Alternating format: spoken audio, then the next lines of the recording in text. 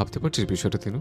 তুই হিসু টিসু পুরো পটিতে চলে গিয়েছিলে, আজ সেই তিনু রানী একে আমার বউ, তার সাথে নাকি আমি এখন রোমান্স করছি। হায় কপাল, ভাবতে পারছিস বিষয়টা তিনু? কটমট করে তাকায় তিয়ানা, ফুঁসে ওঠে সে। মেঘালয়কে ঠেলে নিজের থেকে সরিয়ে শোয়া থেকে উঠে বসে সে। তিয়ানাকে রাগে ফুসফুস করতে দেখে হো হো করে হেসে দেয় মেঘালয়। তাতে তিয়ানা আরও রেগে যায়। রেগে গিয়ে মেঘালয়ের পিঠে মারতে থাকে। মেঘালয় হেসে তিয়ানার হাত আঁকড়ে ধরে। তিয়ানা দমে না গিয়ে মেঘালয়ের নাকে কামড় দেয়।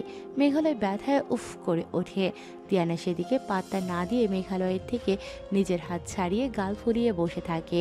মেঘালয় নাকে হাত বুলিয়ে বলল, রাক্ষসী একটা। আহ, আমার নাক। তোর মতো রাক্ষসী বউ কারো কপালে জোটেনি হয়তো। আমি এক পিস যার ভাগ্যে এমন রাক্ষসী জুটেছে। মেঘালয়ের কথাকে পাত্তা না দিয়ে সিরিয়াস কণ্ঠে বলে উঠল তিয়ানা। আপনার কি সত্যি প্রেমিকা আছে?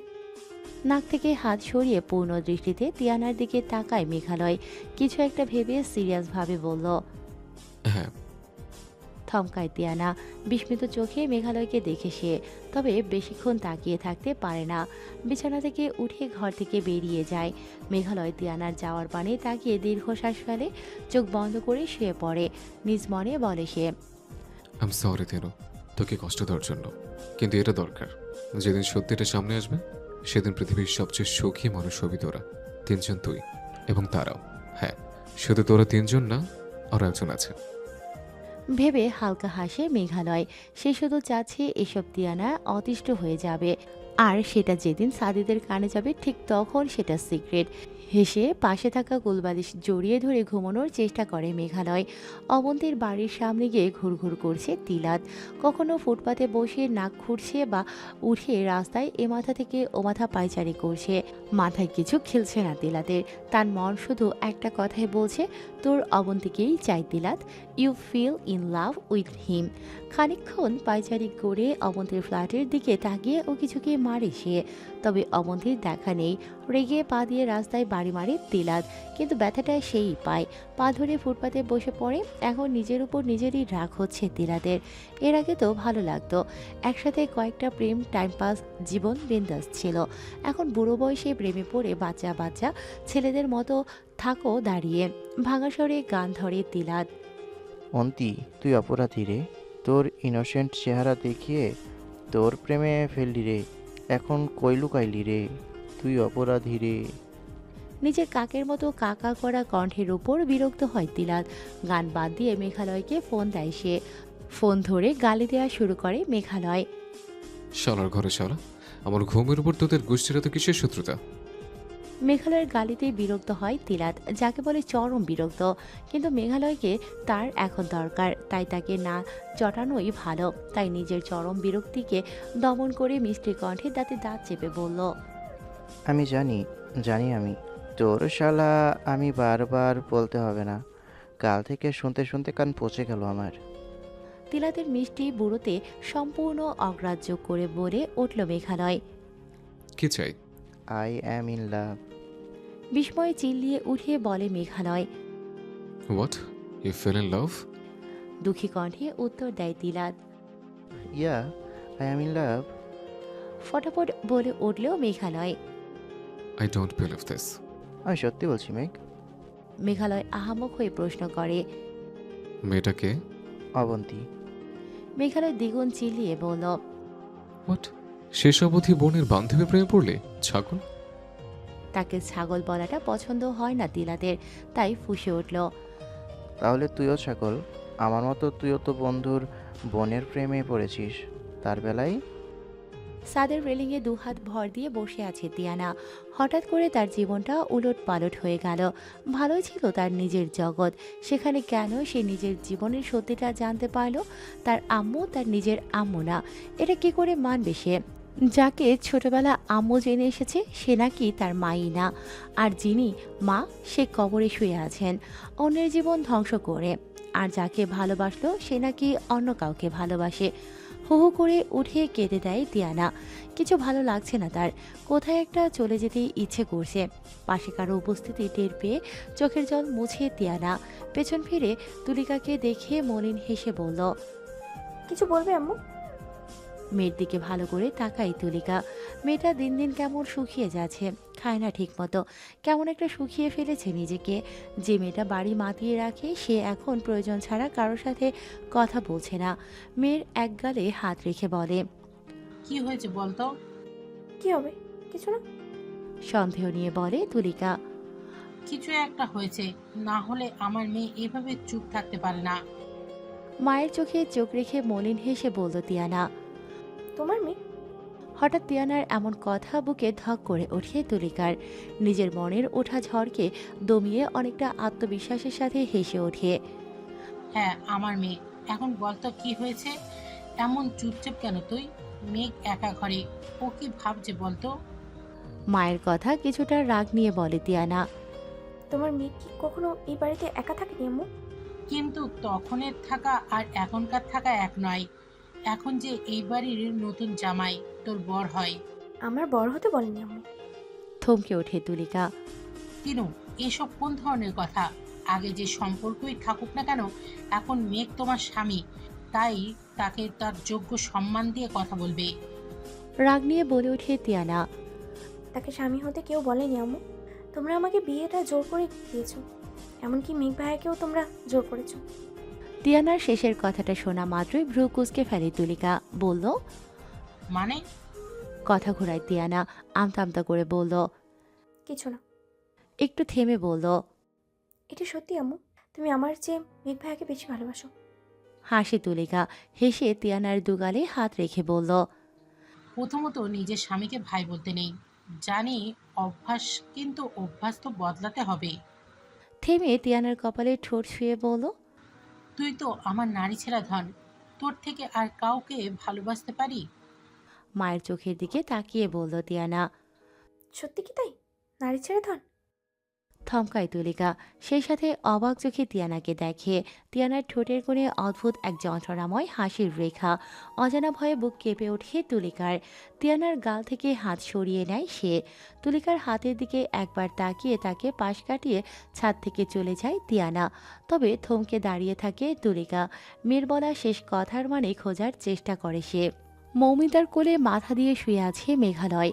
মৌমিতা ছেলের চুলে হাত বুলিয়ে দিচ্ছে। মেঘালয় হাত বাড়িয়ে মৌমিতাকে আলতো জড়িয়ে ধরে বলল, থ্যাঙ্কস আম্মু, তিনুকে আমার করে দেওয়ার জন্য। মুস্কি হাসে মৌমিতা। কিছুটা জোরে মেঘালয়ের চুল টান দেয়। মেঘালয় ব্যথাতুর স্বরে বলল। উফ আম্মু, লাগছে। হেসে বলে মৌমিতা। তোর মনে মনে এসব ছিল, বলিসনি কেন? মেঘালয় মায়ের কোলে মুখ লুকিয়ে বলল, তখন জমে আসেনি। যদি সাদিক ভাই প্রস্তাব দিল, আমি শুধু ভেবেছিলাম তোকে বলবো কি করে, পরে শুনি ডুবে ডুবে জল খাচ্ছিস বহুদিন। কথার শেষে খিলখিল করে হেসে দেয় মৌমিতা। সাথে যোগ দেয় মেঘালয়।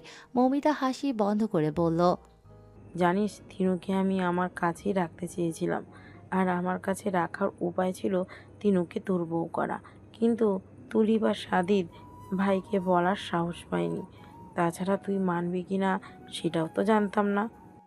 ফটাফট বলল মেঘালয়। এখন তো জেনেছ বিয়ে হয়েছে, এখন আমার বউকে আমার কাছে এনে দাও। চোখ ছোট ছোট করে ফেলে মৌমিতা। পরক্ষণে হেসে ছেলের গালে আলতো থাপ্পড় মেরে বলল, বহু পাগলা একটা। শব্দ করে হাসে মেঘালয়। তিয়ানা আনমনে অমন্তীর বাইকের সাথে হেলান দিয়ে দাঁড়িয়ে আছে। তার কি করা উচিত বুঝতে পারছে না। মেঘালয়কে প্রশ্ন করলেও মেঘালয় তাকে আশানুরূপ উত্তর দিচ্ছে না। কি করা উচিত তার? তিয়ানার পাশে এসে দাঁড়ায় অমন্তী। কিছুক্ষণ তাকে পর্যবেক্ষণ করে বলল, তিনু, মন খারাপ? অমন্তীর দিকে তাকিয়ে মলিন হেসে অশান্ত কণ্ঠে বলল তিয়ানা। না, ঠিক আছে। খানিক থেমে বলল তিয়ানা। আমার বিয়ে হয়ে গেছে অন্তি। অমন্তী বিস্ময় নিয়ে বলল। হোয়াট? তিয়ানা মাথা ঝাঁকিয়ে বলল। ইয়া, বিয়ে হয়ে গেছে। কবে, কখন, কার সাথে? তিয়ানা মৃদু হেসে আস্তে ধীরে প্রশ্ন করল। আজ 1 সপ্তাহ হলো বিয়ে হয়েছে। সেদিন তোর সাথে কথা শেষে বাড়ি গিয়ে শুনলাম আমার নাকি বিয়ে। বাসর ঘরে গিয়ে দেখলাম আমার বর আর কেউ না, মেঘ ভাইয়া। সবচেয়ে মজার ব্যাপার কি জানিস? বিয়ের পরের দিন মেঘ ভাইয়ার কাছ থেকে জানতে পারি সে অলরেডি রিলেশনে আছে। তার প্রেমিকা আছে, তার নাম আদরিনী। শেষের কথাগুলো বলতে গিয়ে গলা ধরে আসে তিয়ানার। চোখের কোণের জল মুছে মুচকি হাসে। অবন্তী বিস্মিত দৃষ্টি নিয়ে তিয়ানার দিকে তাকিয়ে থাকে এভাবে। দুজনেই চুপ থাকে কিছুক্ষণ। অবন্তীর নীরবতা ভেঙে বলল, এখন কি করবি? তাচ্ছিল্য হেসে বলল তিয়ানা। অন্য সব টিপিক্যাল বউয়ের মতো স্বামীকে মারানোর চেষ্টা করব, যদি মানে। তিয়ানার কথা শেষের সাথে সাথে তিলাত এসে দাঁড়ায় তাদের সামনে। তিলাত অবন্তীকে আর চোখে এক পলক দেখে গলা খাকারি দিয়ে বলল, তনু চল, তোকে নিতে আসছি। তিয়ানা বিস্ময় স্বরে প্রশ্ন করল। আমাকে? তিলাত হাসার চেষ্টা করে বলল, হ্যাঁ, আমা বললো তুই আজ বাইক নিয়ে আসিসনি, তাই ভাবলাম তোকে নিয়ে যাই। তিয়ানা অবাক কণ্ঠে বলল। আজ সূর্য কোন দিক দিয়ে উঠলো? তিলাতের কপালে হাত দিয়ে বলল। দেখি দেখি তোর জ্বর এলো কিনা। অবন্তী হেসে বলল। তিনু, ভাইয়ের সাথে মজা করছিস কেন? অবন্তীর ভাইয়ারাকে মেজাজ চটে যায়। তিলাতের ফোঁস করে বলল। দেব একটা, বড় ভাইয়ের সাথে এভাবে কথা বলে? চল বাড়ি চল। অবন্তীর দিকে তাকিয়ে তাকে মৃদু স্বরে বলল। আসছি। বলে তিয়ানার হাত ধরে টেনে গাড়ির কাছে নিয়ে যায় তিলাত। তিয়ানা বাড়ি ফিরে নিজ ঘরে গিয়ে দেখে মেঘালয় তার বিছানা দখল করে শুয়ে আছে। তিয়ানা কটমট করে বলল। আপনি আজ আমাদের বাড়িতে কি করছেন? হেসে শোয়া থেকে উঠে আসন পেতে বসে হাতের আঙুল ফোটাতে ফোটাতে বলল। আর বলিস না, বউকে মিস করছিলাম, তাই বউর কাছে চলে এলাম। ছেলেদের এক দোষ, বুঝলে, একবার বিয়ে হলে বউ ছাড়া চলে না, তাই আমি চলে এলাম। কপাল কুঁচকে ফেলে তিয়ানা। সাথে থাকা ব্যাগ পড়ার টেবিলের উপর রেখে পা চেয়ারের উপর তুলে জুতো খুলতে খুলতে বলল। বউ তো বোন, আপনার প্রেমিকা কই? তার কাছে যান। ফটাফট উত্তর দেয় মেঘালয়। প্রেমিকা বিজি মানুষ, তাছাড়া অপশনাল হিসেবে বউ যখন আছে। ভ্রু কুঁচকে ফেলল তিয়ানা। তাকে কি বোঝালো মেঘালয়? সে ঐচ্ছিক রাগী স্বরে বলল তিয়ানা। ভাইয়া আপনি ঠিক কি চান, বউ নাকি প্রেমিকা? থেমে মেঘালয়ের কাছে গিয়ে বলল। আমি অন্য সব মেয়েদের মতো নই যে নিজে স্যাক্রিফাইস করব। আমার অধিকার আমি বুঝে নেব। বাঁকা হাসে মেঘালয়। তাই আমি আমার প্রেমিকাকে ছাড়ছি না তিনু, দেখে তুই কি করতে পারিস। আর তোর বাপ আর আমার বাপের জন্য হয়েছে, তারা আমাকে জোর করেছে। এক কথা বারবার সহ্য হচ্ছে না তিয়ানার, রেগে বলল। সেটা আপনারা তাদের ব্যাপার, আমার নয়। আমি ছোট বাচ্চা না যে জোর করে বিয়ে দিয়ে দেবে কেউ। আর হ্যাঁ, আমি যতটুকু জানি মেঘালয় চৌধুরীকে জোর করে কোনো কাজ করানোর ক্ষমতা কোনো মেয়ের অন্তত নেই। নিজেকে শান্ত করে তিয়ানা ধরে আসার স্বরে বলল। আমি এসব নিতে পারছি না মেঘ ভাইয়া, হয় তুমি আমাকে রেখে দাও, নয়তো তোমার তোমার প্রেমিকাকে। এমনি আমি খুব ডিপ্রেসড আছি, এই বিয়ে বিয়ে খেলা নিয়ে অতিরিক্ত চাপ নিয়ে যাচ্ছি, আর পাচ্ছি না। কথা শেষে ওয়াশরুমে গিয়ে শব্দ করে ওয়াশরুমের দরজা আটকে দেয় তিয়ানা। মেঘালয় আহমক হয়ে চেয়ে আছে। এত এত কথা তাকে তিয়ানা শোনালো। রিয়েলি বিয়ে হতে না হতেই এত সাহস বেড়ে গেল। সোফায় বসে চা খাচ্ছিল সাদিদ। তুলিকা তার সোজাসুজি কাউচে এসে বসলো। কিছুক্ষণ হাঁসফাঁস করে বলল। একটা কথা ছিল। সাদিদ পেপারের কাগজ হাতে নিয়ে বলল। বলো।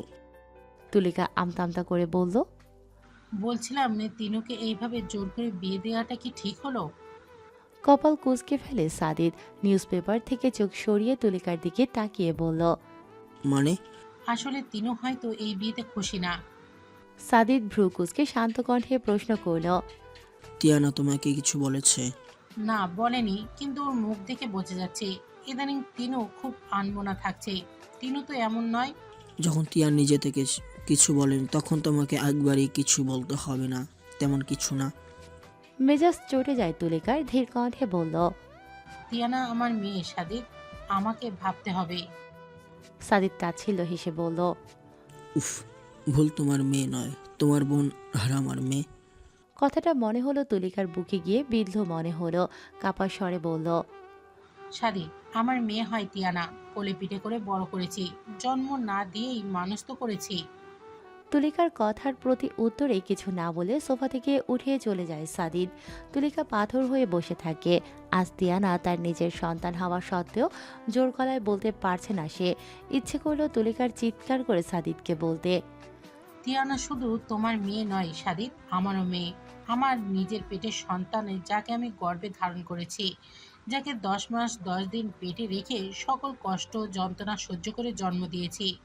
তিয়ানার প্রতি তোমার যতটা অধিকার ঠিক তার সমান অধিকার আমারও, কারণ আমি ওর মা, নিজের মা যে তাকে জন্ম দিয়েছে। সাদিদ তিয়াশার বিয়ের পর বহু বছর দেশে ফেরেনি তুলিকা। প্রায় 11 বছর পর নিজ মায়ের মৃত্যুর সংবাদ পেয়ে দেশে পা রাখে সে। আপনজন বলতে নানা আর মা ছিল। নানা মারা যান বছর 6 আগে, এরপর মা। নিজের বলতে কেউ ছিল না তুলিকার। শূন্য ঘর আর এত এত স্মৃতি, সাথে সাদিদ সবসময় চোখের সামনে। সাদিদের সামনে নিজেকে স্বাভাবিক রাখার চেষ্টা করলেও সাদিদের তীক্ষ্ণ দৃষ্টি থেকে নিজেকে আড়াল করতে পারে না তুলিকা। তুলিকার ফেরার পর তিয়াশা খুব হীনমন্যতায় ছিল। বোনের কাছে ক্ষমা চাওয়ার মুখ তার ছিল না, আর না বোনকে নিজের ভালোবাসা ফিরিয়ে দেওয়ার, কারণ ততদিনে সে এক সন্তানের মা। সাদিদ তাকে যতই না মানুক, এটা তো সত্যি সে সাদিদের বউ। তুলিকা অবশ্য বোনের সাথে স্বাভাবিকভাবেই কথাবার্তা বলেছে, এমন যে কিছু হয়নি তুলিকাকে নিজের কাছে টেনে নিয়েছে। তুলিকাকে দেখে পুরনো ক্ষতগুলো তাজা হয়ে ওঠে সাদিদের। প্রায় 8 বছর পর সে আবার বারে যায় এবং মাত্রাতিরিক্ত ড্রিঙ্কস করে।